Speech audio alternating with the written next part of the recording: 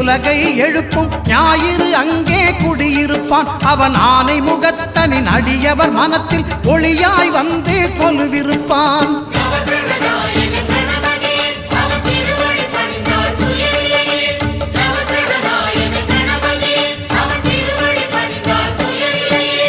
ஒன்பது கோளும் ஒன்றாய் காண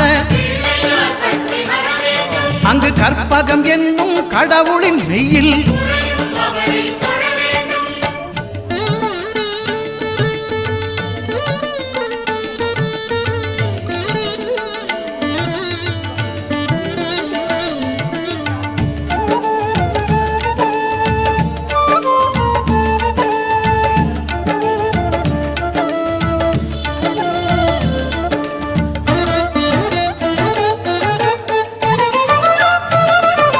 திங்கள் பகவான் திருமுகம் காண